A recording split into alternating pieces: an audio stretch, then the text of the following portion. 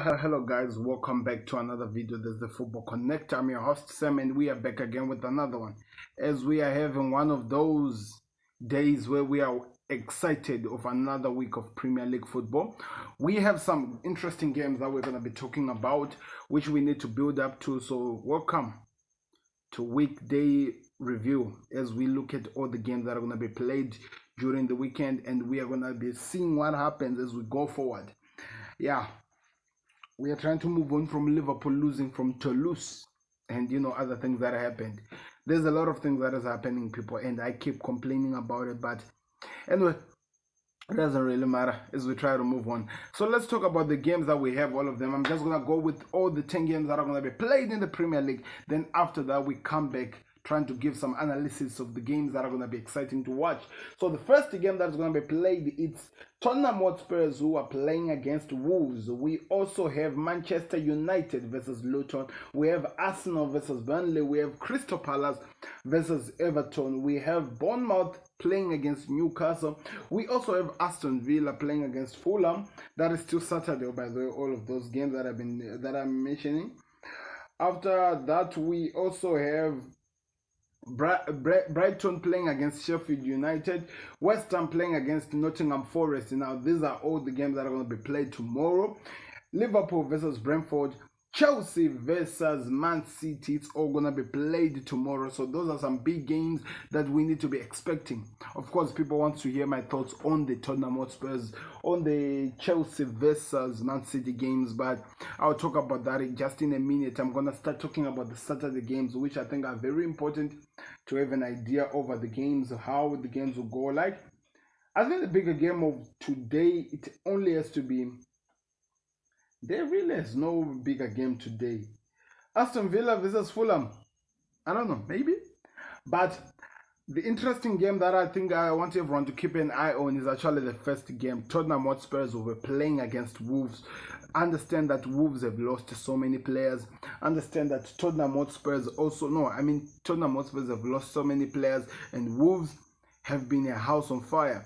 The question that now I have to actually ask over this game is, if this guy is back, because if the Wolves have their main star back, it's gonna be peak for Tottenham Hotspurs as they travel to the Molineux Stadium, which it has been difficult for teams to win now these days because Wolves are playing like a house on fire. They are really, trust me, they are playing like a house on fire. Let's see.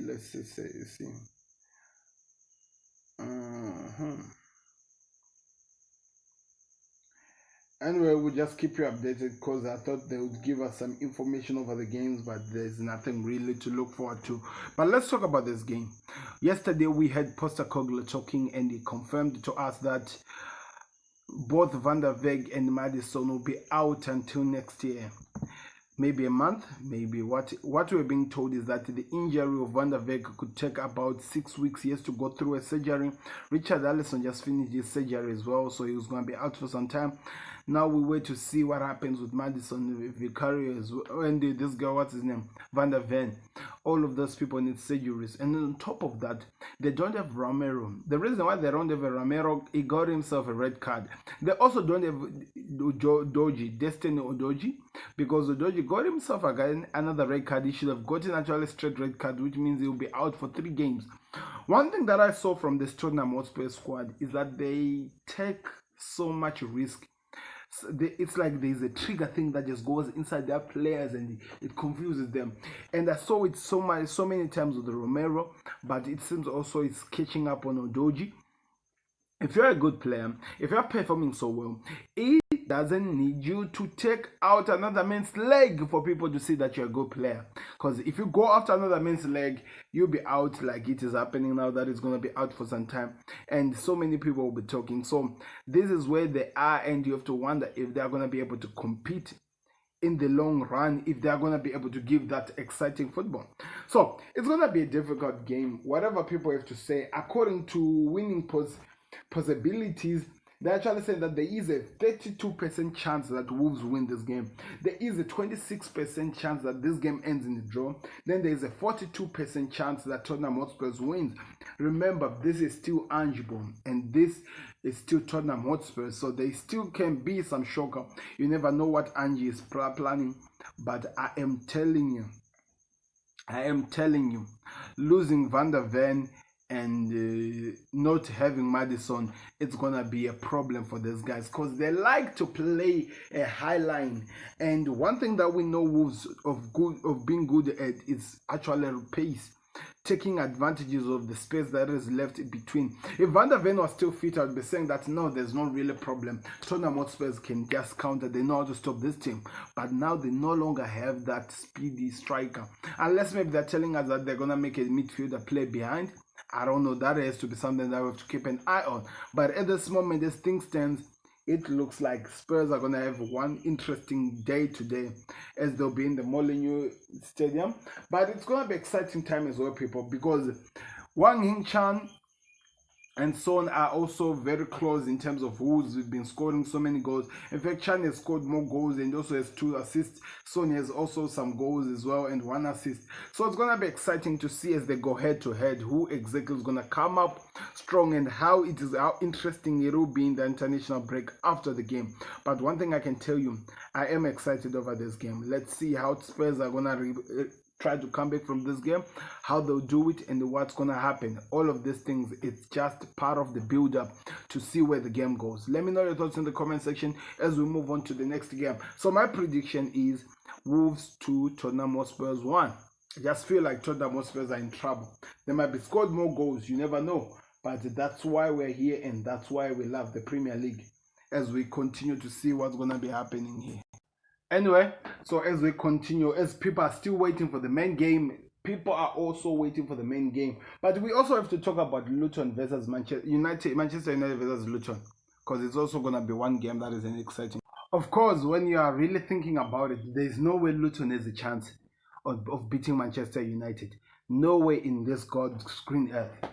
But after watching what I always saw from Liverpool versus Luton, which by the way I think I'm still sick from the game.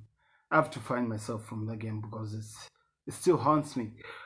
You would expect that Luton would use that confidence to help themselves to go to another level as they go first Manchester United at Old Trafford. But one thing that people have to actually consider about this game is Luton's ground is small. So, and the fans are so close, they're able to impact the game as it goes. The fans are very close to the players. I remember that when the ball was going out for the throw-in, the fans were actually the ones who were giving back the ball to the players. Another one could actually touch Trent Alexander-Arnold with his arm while he was trying to throw a throw-in. That tells you already how close the people were. But you're going to be playing in Old Trafford, a wider ground where there's no space like that. One thing that the Luton players did so well was to make sure that the ground becomes smaller and make it so smaller that they take advantage of these teams and compress them. And they did so well against Liverpool. But now they're going to Old Trafford. Of course, Manchester United have not been playing so well, but they have to get something in this game. I expect them to actually have the chance to cause problems to get something in this game. So my predictions is very clear. I see nothing but maybe a Manchester United 1-0 win. Bruno Fernandes last minute goal like last week, you never know. But there has to be somebody who's going to score. Marcus Rashford, I hope he gets his confidence back after the Champions League massacre or the craziness that happened in the Champions League. But that's all that I think. But I feel like there will be something that they get in this game. I don't know. Let me know your thoughts in the comment section about it. As we move on, Arsenal are facing Burnley. And it's going to be exciting because Arsenal have never beaten Burnley even when they were still in the cup under Mikel Arteta. So this is one of the games that is challenging because according to the stats that I was reading, I actually been told that of all the 24 teams that have come to the Emirates, Arsenal they've managed to beat all the 24 teams that have come. Different 24 teams, but never Burnley. And they faced Burnley under Arteta. So let's see. Remember, this was a Sean Dyche Burnley, but now we're talking of a Burnley under Vincent Kompany. That's a different manager. That's a different ball game. And we've also noticed that Vincent Kompany likes to play that high line. Tottenham Hotspurs took advantage of it. So many teams took advantage of it. Let's see how Mikel Arteta will get the better of this team, as they are. It looks like they are now bouncing back after that win in the Champions League. So it's going to be exciting to see how the game goes and how actually they'll be opened up. That's all I can say. So it's going to be an exciting game.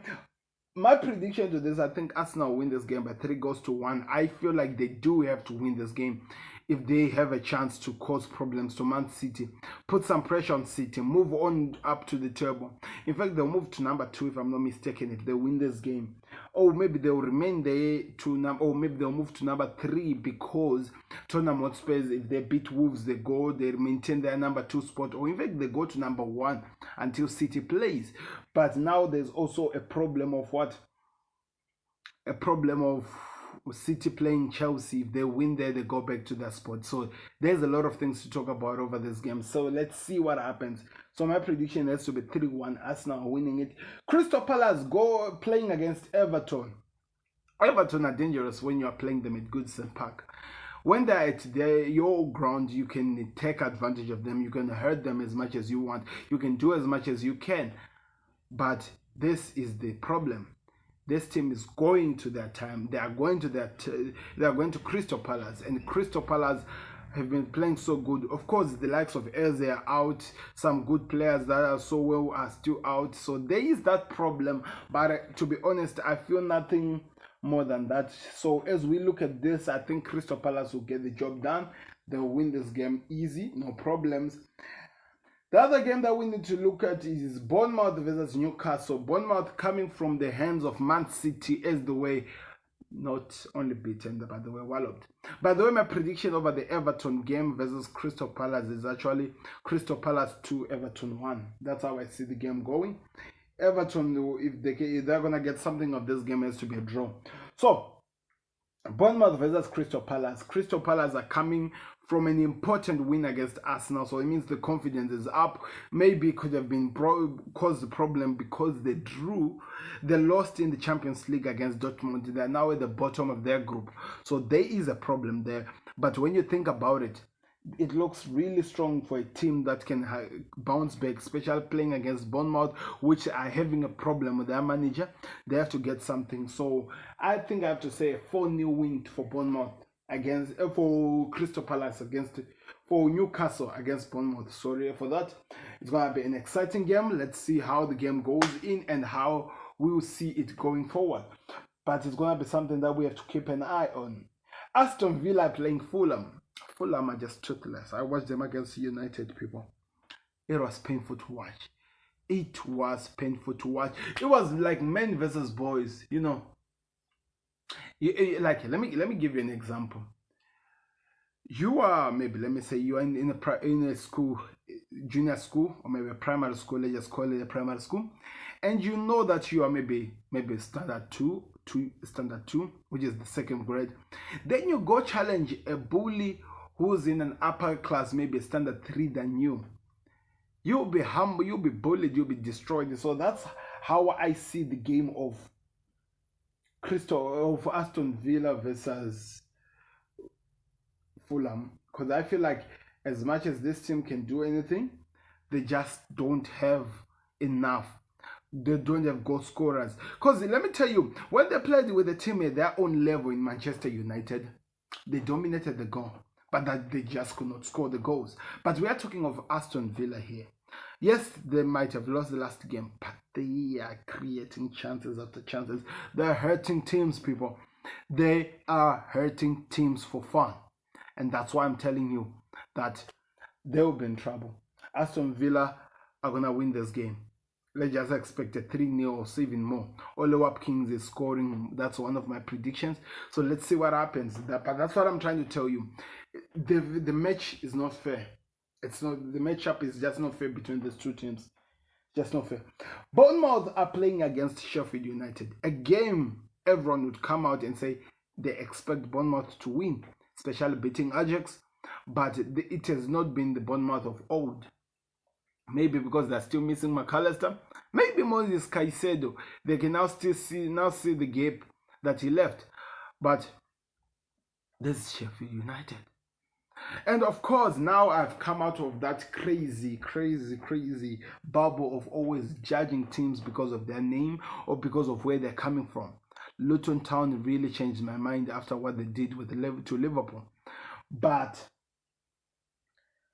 it's Sheffield United, and the problem is this: we cannot tell exactly what's wrong with Bournemouth, with Brighton.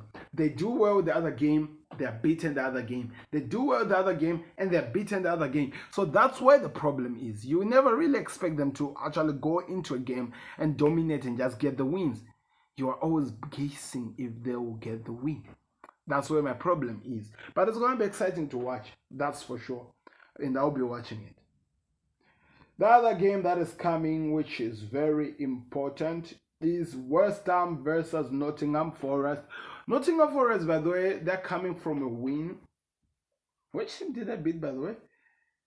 During last weekend, they beat Aston Villa by 2-0. That's why I tell you that, of course, Aston Villa were coming from a lose, but West Ham lost to Aston Villa, and Nottingham Forest beat Aston Villa.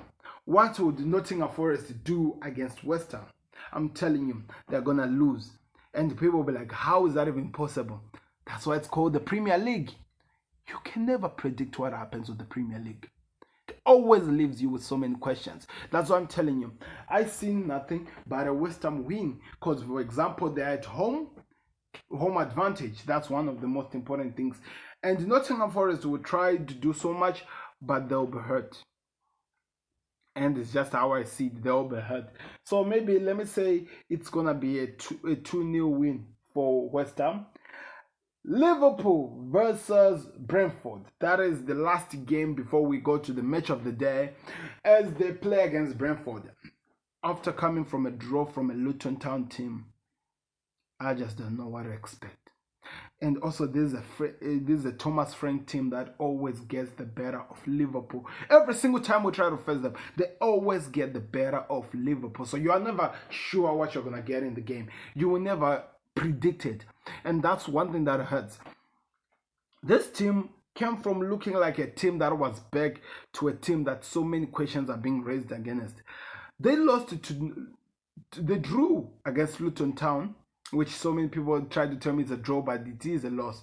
How do you draw to a Luton Town team? Then next, they want to lose to a team called the Toulouse. It's already written in the name. Toulouse. Like, we are here to lose. But they beat us. But 3-2. Could have been 3-3, but the referees and the VAR decided otherwise. But here we are again. I have to come here as a Liverpool fan. I have to try to explain what's going to be happening. And that in itself is hurting so much. It's going to be a good game. I don't want to lie to you. I expect it to give us all the drama. I expect it to give us all the excitement. I accept it to be one of the games that people talk about. But I'm not expecting anything. It could be a draw. So many draws now.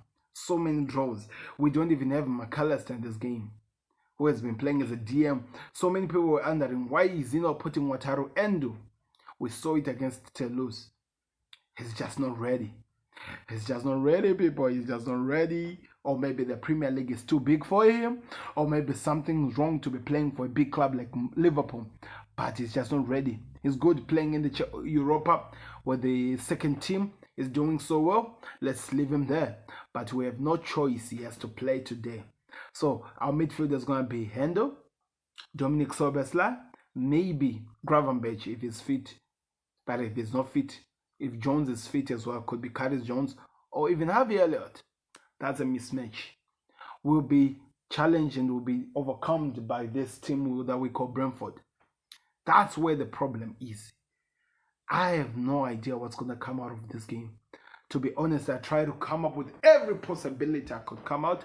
How do you see this game going? What could happen? How could you really be ready tactically if you're Klopp? How do you prepare for this game?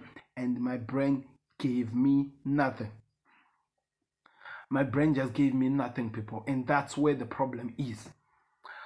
We might win this game and go with it to the international break looking so good. And I'm going to be happy. I'll come back here in the connect, do my review. So excited. But in the preview right now, questioning so many things. The only good thing that I've seen right now is that we will have Virgil van Dijk back. At least I'm hoping he'll be back. But all in all, there are so many questions that need answers, and I just don't have them. My team has to really rise from this ashes. They need to show me something. I need Liverpool to show me something. That's all I need. I need Liverpool to give me that sense of hope again. I'm not saying that we're terrible. We're in the top 4 for freaking sake. But we've been performing badly, especially in these last 2 games. It's been terrible. We need to bounce back from this. I'm hoping Brentford become the team that does it for us. So because I'm a Liverpool fan, and by law I have to predict something, I'm going to say Liverpool 3, Brentford 2. I'm hoping that there are 3 goals that are scored. And I'm hoping that Klopp start Diogo Jota, because I feel like he's really angry. He wanted to do something. At least allow Jota to start. Gakpo in the middle and Salah. As it doesn't work, you put on Darwin Núñez later. Then maybe take out as well the side, putting Luis Diaz. There's chances, because I think at this moment he has been celebrating the return of his father. So don't put him under pressure. So there's a lot of things to build up for this. So I'm hoping a 3-1 win. Tell me your thoughts in the comment section. As we move on, guys, to the final and the big game. This is the big game of the match. So many people usually expect me to do this game first, but today I wanted to just do with the order of the games. That's why I did it today. But this is the big game of the week. Manchester City are taking their team, or their title challengers, the title holders who are now on the top, are going to Chelsea, the Stamford Bridge, and they're going to try by all means to get the 3 points. Of course, Chelsea are coming from an amazing and not really expected win against Tottenham Hotspurs, but now they are back. They are playing with a bigger team, a team that will challenge them, a team that will really test them to the fullest. There's so much in this game that people have to keep an eye on. So I'm going to try to give you my own, maybe do a combined 11 if I could. So many things are going to happen in this game. So I want to hear your thoughts in the comment section. Do me a favor, click the like button, subscribe to the Connect. If you're watching this on the Football Connect, please, this is a big match preview. I hope you're excited. I hope you enjoyed this one. Let's get into it as we look at Chelsea versus Man City, an in-depth look. These 2 teams have met so many times, and they've given us so many performances, so many memories to remember them by. But it's a game that is not really fair when you think about it. The reason why I say it's a game that is not really fair, the other team has this young, exciting team that is really performing, but not to the level best of what people would expect. So many questions are being asked of this Chelsea team. Are they really going to do something? Are they going to be able to challenge for anything? What are we expecting from them? What will they give us? How do they even rise back from some of the challenges that they've been going through?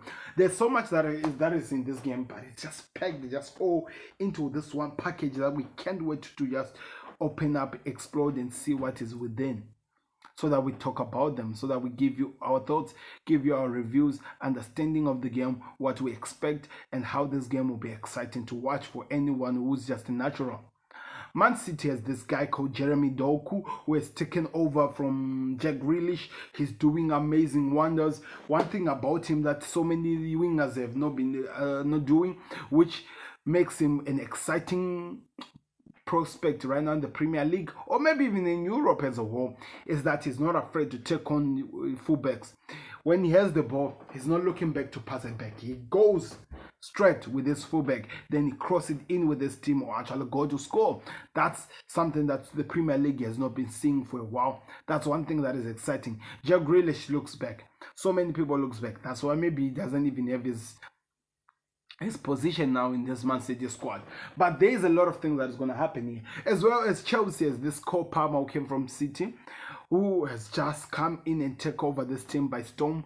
He's playing so well. He's actually become the most important player in this team. Also, there's Sterling on the other side, on the other wing, who can also cause problems with his speed, with whatever he does. But I'm also wondering, is he going to be suspended? Because there was that investigation of suspension. We haven't been told if the FA has charged him yet, or maybe he'll be charged after the Premier League like international break. You never know.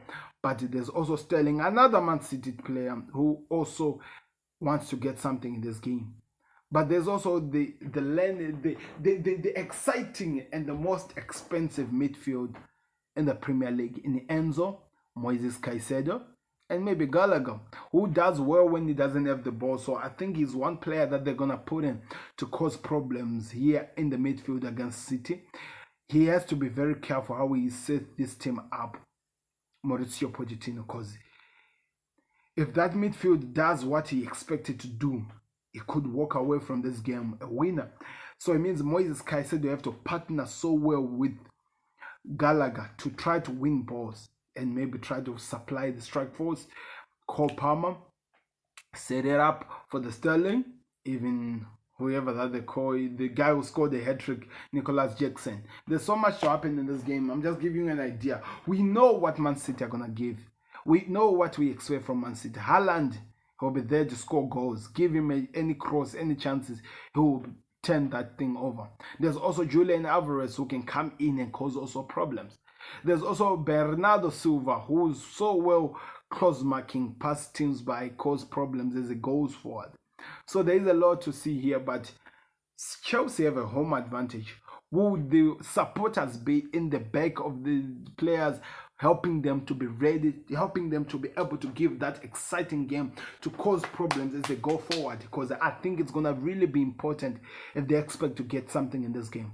They have to be able to be supporting this team to give them everything that they can and expect them to get something at the end of this game. That's what makes this a game so exciting. But I want to hear your thoughts in the comment section. What are you expecting? Who has the upper hand? Of course, Man City do have the upper hand when you look at it on paper. They've done it already. Also, in terms of form, the way they are performing. Chelsea, you'd expect the win against Tottenham Hotspur could be the form that they needed, the energy that they needed, the belief that they needed. They could get something in this game. They could cause problems. It's also important they need to cause problems to this City side to get something in this game. Because if they don't,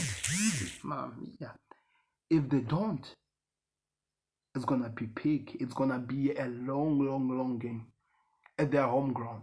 It's going to be exciting. I don't know. Let me hear your thoughts in the comment section. What are the stats saying? Head to head, 52 games played, 18 wins for City, 27 for Chelsea. 14 of them were home. So there is an advantage for this Chelsea side to get something in this game, which is very important. They need to get something in this game. If they don't, I don't know. You tell me the rest. You just tell me the rest. That's all I can say. Because I can't try to predict something that I don't know. So I'm gonna try to make my combined 11 here of this game. Sanchez and Edison, goalkeeper. I'm choosing Edison, goalkeeper City. The back line is looking like this. Reece James or Kyle Walker. Kyle Walker has done so much, so it has to be Kyle Walker for me. In the defense, Akanji or Thiago Silva. I have to choose Thiago Silva. The experience with that guy, it's up the chart. It's just up the chart. Liver Cowell or Ruben Diaz. It has to be Diaz. I don't know what else would you expect. Guvadio or who's the guy who's playing on the left back for Chelsea?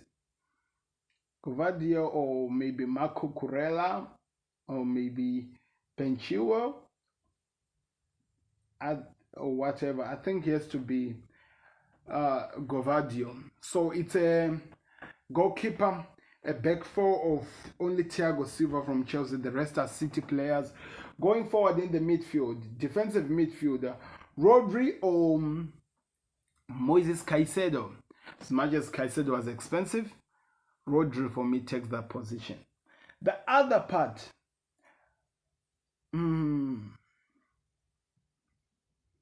Liver Cowell No, not Liverpool. What is it? Conor Gallagher or Bernardo Silva? My man is on Bernardo Silva. He offers more. Because De Bruyne is not in, we have to talk about the other one, which at this point they've been using so much of this guy. What's his name?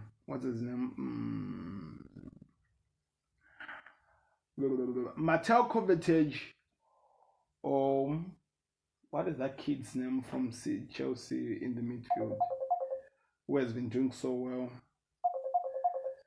I'm trying to remember. Let's see. What is his name? Not Copa as such. Enzo Fernandez. I have to say Enzo. That's the only one I can put there. When you really think about it, it has to be Enzo. Jeremy Doku or either who plays on the wings for City. Jeremy Doku or either we go Sterling, Madueke. No. Oh, this guy, they've been playing so much. This guy, what's his name? I'm looking for his face, but I cannot find it. Not Bruja, not Nkunku. Koko is injured, remember?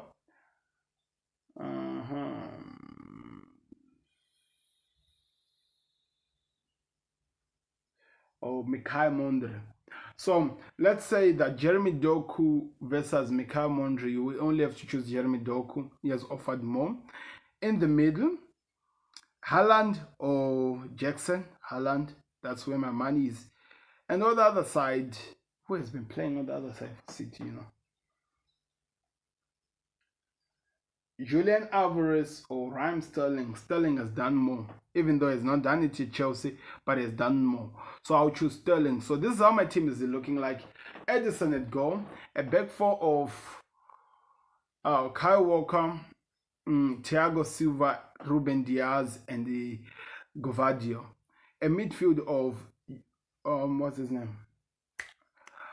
Rodri, Bernardo Silva. Yeah, Rodri, Bernardo Silva, and Enzo Fernandez.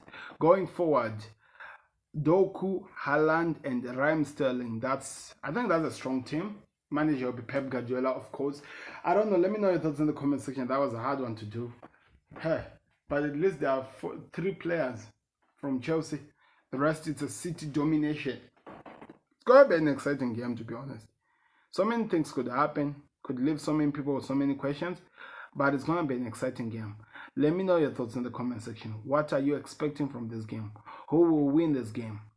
I'll be here giving my thoughts, my reviews, and my thoughts. Click the like button, subscribe to the Connect, and share. Please share. Go check out the other channel, guys. You'll see it appearing anywhere where I am here. Go check out the other channel. There's always some exciting things to go watch. Like and subscribe. We're out. Peace. Subscribe to the Connect. We go.